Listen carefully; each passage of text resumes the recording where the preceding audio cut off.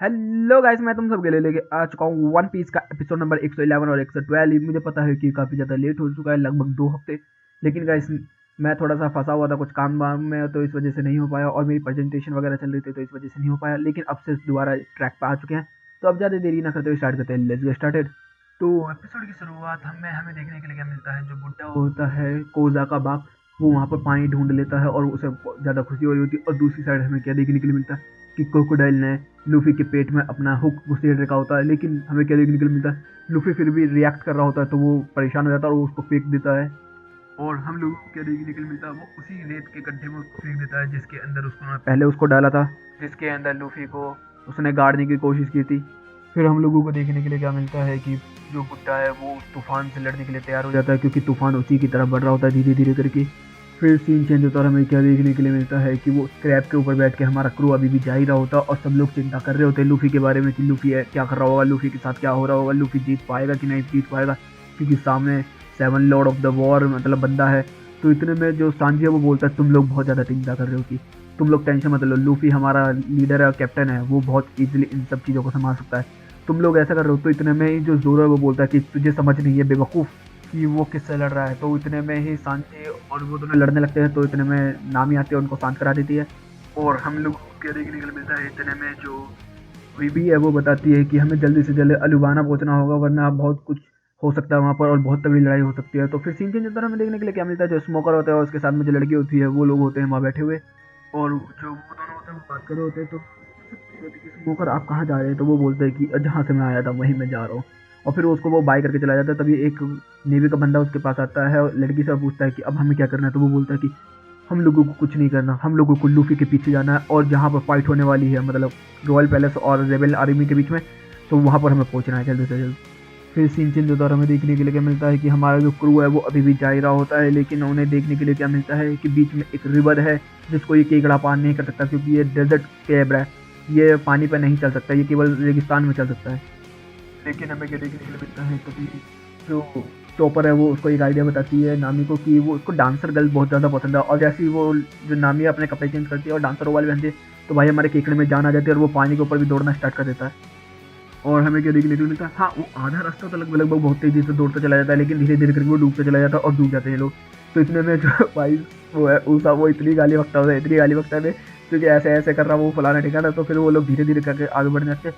तभी उनके पास एक कैट फिश आ जाती है, और वो कैट फिश ऐसी आती है तो ये भी बताती है ये कैट फिश ऐसी है जो इंसानों को भी खा सकती है। और फिर हमें क्या देखने के लिए मिलता है, वो अपना मुंह खोल के खाने के लिए तैयार हो जाती है, लेकिन अचानक से पानी के नीचे से बहुत तगड़ा सा फुब्बारा निकलता है। और फिर हमें अगले ही सीन में क्या देखने के लिए मिलता है, जो निंजा टर्टल्स होते हैं उन लोगों ने उन लोगों की बैंड बजा दी होती है, और फिर उस फिश की मदद से वो लोग उनको लेके आ जाते हैं रेगिस्तान के दूसरे साइड। और फिर वहाँ पे वो लोग प्लान बनाते हैं कि अब हम लोग को कैसे कैसे करना है, सब कुछ तुम लोग देखो। और हमें क्या देखने के लिए मिलता है कि सब लोग सोच रहे होते हैं कि हम लोग ज़्यादा जल्दी नहीं पहुंच पाएंगे, हम ऐसे ही रेगिस्तान में चले तो, और ये जो ऊँट है इसके ऊपर हम 2 ही लोग जा सकते हैं केवल, और जाना हम सबको है। तभी हमें एक दूर से बहुत तेज़ी से तूफान उड़ता हुआ आता है, लेकिन हमें देखने को क्या मिलता है, जो बत्तख की गैंग है वो आ जाती है यहाँ पर। और फिर सीन चेंज होता है और हमें देखने के लिए क्या मिलता है कि लूफी जो है वो अभी भी उस रेगिस्तान के गड्ढे में फंसा होता है और चिल्ला रहा होता है कि मुझे मीट चाहिए, भूख लगी है, भूख लगी है, भूख लगी है। लेकिन तभी हम क्या देखते हैं, जो ऑल संडे होती है वो वहाँ पर आती है और उसको उठा के उस गड्ढे में से बाहर निकाल देती है। और फिर वो लूफी से बोलते हैं कि अच्छा मुझे ये समझ नहीं आ रहा कि तुम लोग उस लड़की की मदद क्यों कर रहे हो, क्यों लड़ना चाह रहे हो। तो इतने में लूफी बोलता है क्योंकि मैं उसकी मदद करना चाहता हूँ, क्योंकि वो मेरी दोस्त है। और तभी हमें सीन में क्या देखने को मिलता है, वहाँ पर फैल्कन आ जाता है और वो उससे लड़ने की कोशिश करता है, लेकिन हमें पता है कि ऑल संडे कुछ ज़्यादा ही पावरफुल है जिसके सामने फैल्कन भी नहीं टिक सकता। और फिर फैल्कन जब जाने लगता है तो इतने में लूफी उससे पूछता है कि बेबी कहाँ है। और फिर सीन चेंज होता है और दूसरी तरफ हमें क्या देखने के लिए मिलता है, कोजा और उसकी गैंग सारे के सारे रॉयल पैलेस की तरफ बढ़ रहे होते हैं। और रॉयल पैलेस में भी हमें देखने के लिए मिलता है कि उन लोगों ने तोप वोप और गम बारूद वगैरह सब कुछ सेटल कर लिया होता है फाइट के लिए। और जो वो प्रेसिडेंट का मतलब जो राजा से नीचे होता है वो मुख्यमंत्री, वो बोल रहा होता है कि हम लोगों ने गांव को तो खाली करवा दिया है, लेकिन हमें बस बेल्ट करने से बचना है। और फिर सीन चेंज होता है, हमें क्या देखने को मिलता है, बहुत सारे लोग भाग रहे होते हैं, और तभी हमें देखने के लिए क्या मिलता है, उन्होंने असली राजा को पकड़ रखा होता है, मिस्टर फोर वगैरह ने। और राजा बिल्कुल बेबस होता है और बस सोच रहा होता है कि बस ये फाइट ना हो, ये फाइट ना हो, ये बस भाई फाइट ना हो। और फिर हम लोगों को क्या देखने को मिलता है कि चारों तरफ से बंदे सब रॉयल पैलेस में पहुंच रहे होते हैं, मतलब कोजा की गैंग भी, लूफी की गैंग भी, और जो वो नेवी वाले हैं वो वाली गैंग भी, और जो गैंग गुंडा गैंग है वो सब भी मतलब रॉयल पैलेस के पास पहुंच रहे हैं। और फिर सीन चेंज होता है, हमें देखने के लिए मिलता है एक और अननोन बंदा जो कि खड़ा हुआ है, और वो हमें सबको पता है वो कौन है, वो गाने वाला बंदा है जो बीबी के साथ रहता था। अब शुरू होता है एपिसोड नंबर 112, जिसका टाइटल ही है royal army versus rebel army. और फिर सीन चेंज पर हमें देखने के लिए क्या मिलता है कि लूफी जो है वो फैल्कन के पैर वो पकड़ लेता है, बोलता है कि मेरे को खाना चाहिए, मेरे को खाना चाहिए, मुझे बीबी को बचाना है, मुझे बीबी को बचाना है। और फिर सीन चेंज होता है, हमें क्या देखने के लिए मिलता है कि सब लोग देख रहे होते हैं कि कौन आ रहा है कौन नहीं। और जो रेबल आर्मी है वो देख के बोलते कि 30 मिनट की दूरी पे हम लोग, और उधर से रॉयल आर्मी भी देख लेते हैं कि वो लोग कुछ किलोमीटर की दूरी पे हम लोग होते हैं अभी तक। और जो हमारी गैंग है उसको भी रॉयल पैलेस दिख रहा होता है बहुत दूर से, लेकिन वो उससे दूर होते सबसे। और फिर सीन चेंज होता है, हमें क्या देखने के लिए मिलता है जो हमारी गुंडा गैंग है उन लोगों ने भी वहाँ पर डेरा डाल रखा होता है, और जो मिस्टर टू है वो बोल रहा होता है कि वो लोग बिल्कुल हमारे पास आ चुके हैं, रिबल आर्मी बिल्कुल यहाँ पहुंच चुकी है। तो इतने में बात कर रहे होते हैं तो नंबर 4 बात कुछ बोलने वाला होता है, तभी उन लोगों को देखने को मिलता है, कुछ डक्स देखने के लिए मिलती है। और फिर उसके ऊपर हमारी गैंग बैठी होती है, जो कि भागते भागते उनके पास आते हैं। वो बोलते हैं कि ये लोग तो कुछ कम लग रहे हैं, वो पूरे तो लग नहीं रहे। तो लेकिन उन लोगों को वो लोग इस चीज़ को इग्नोर कर देते हैं।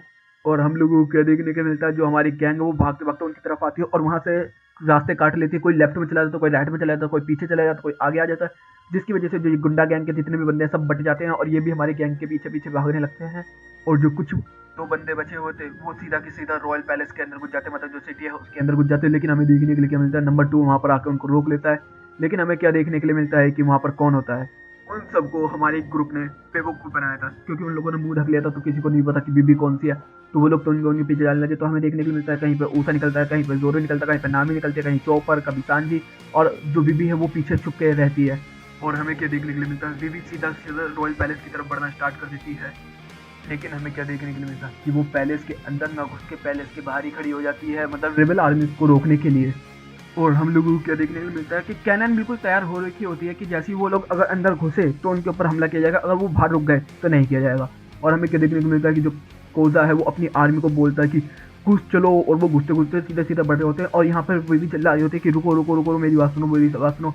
जैसे ही कोजा के पास उसकी आंखों में नजर पड़ती है कि कोई सामने खड़ा है, तभी वहां पर आके एक कैनन बॉल गिरता है और ब्लास्ट। और हम लोग को क्या देखने के लिए मिलता है कि जो मुख्यमंत्री होता है वो बोल रहा होता है कि किस बेवकूफ ने ये किया।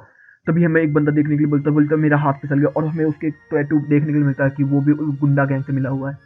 और हम लोगों को क्या देखने के लिए मिलता है कि भाई विवी के पास पूरे में धुआं ही धुआं हो गया, और विवी की तरफ से मतलब ऊँट ऊँट घोड़े पोड़े सब निकल के जा रहे होते, और विवी चिल्ला रही होती है। लेकिन कोजा को आवाज़ आती है, और लेकिन उसको ये लगता है कि मेरा वहम है, और कोजा और वो दोनों एक दूसरे से इंटरक्रॉस करके निकल जाते हैं आगे की तरफ। और हम लोगों को क्या देखने को मिलता है कि जो रिबेल आर्मी है वो रॉयल आर्मी के पास घुस चुकी होती है, और वहाँ पे फिर बहुत बुरी भयंकर तरीके से लड़ाई स्टार्ट हो जाती है। कोई किसको मार रहा है, कोई किसको मार रहा है, पता ही नहीं चल रहा होता है। और हम लोगों को क्या देखने के लिए मिलता है कि बीबी को बचाने के लिए जो उसका काकू था, मतलब बत्तख था, वो अपने आप को कुर्बान कर देता है कि बीबी को नीचे गिरा के उसके ऊपर चढ़ जाता है कि ऊँट घोड़े उसे कुचल ना दे। और तभी सीन में हमें क्या देखने के लिए मिलता है, वहाँ पे एंट्री होती है सच, और ऊषा उसे बोल रहा होता है कि क्या हुआ बीबी, तुम मेरे साथ चलो, इस बत्तख को यहीं छोड़ दो। और क्योंकि एकदम ही हिट करता है इस बात को, और वो कहते हैं कि बत्तख, ऊषा कभी उसे बत्तख नहीं कहता, ऊषा हमेशा उसके नाम से बुलाता है उसे। तभी वो समझ जाते हैं, और हमें देखने के लिए मिलता है ये मिस्टर टू होता है। और दूसरी तरफ हमें क्या देखने के लिए मिलता है कि सांजी जो है वो ऊषा के पास जाता है, और हमें देखने के लिए मिलता है तब मिस्टर टू ने ऊषा की बैंड बजा के रख दी होती है। और फिर वो उससे पूछती है, अच्छा मुझे वो दिखा अपना मार्क। तो वो बोलता है कि हाँ मैं दिखाता हूँ। उसने वो अपना टैटू दिखाता है, मतलब वो दिखाता है पट्टी जो बंधी हुई है, और फिर वो कहता है कि अच्छा इस मार्क को खोल, और उसके मार्क पर कुछ भी नहीं होता। लेकिन हमें देखने के लिए क्या मिलता है कि उन्होंने प्लान किया था मार्क के नीचे एक रैप मतलब क्रॉस बना के रखेंगे, जिससे कि हमें पता चल जाए कि ये हमारा ही आदमी है। और यहीं पे ये एपिसोड भी खत्म हो जाता है। तो गाइस वीडियो अच्छी लगी तो वीडियो को लाइक कर देना, चैनल को सब्सक्राइब कर देना, कमेंट बॉक्स में पीपी हरी भरी बातें बता देना। Okay guys, bye bye, thank you for watching.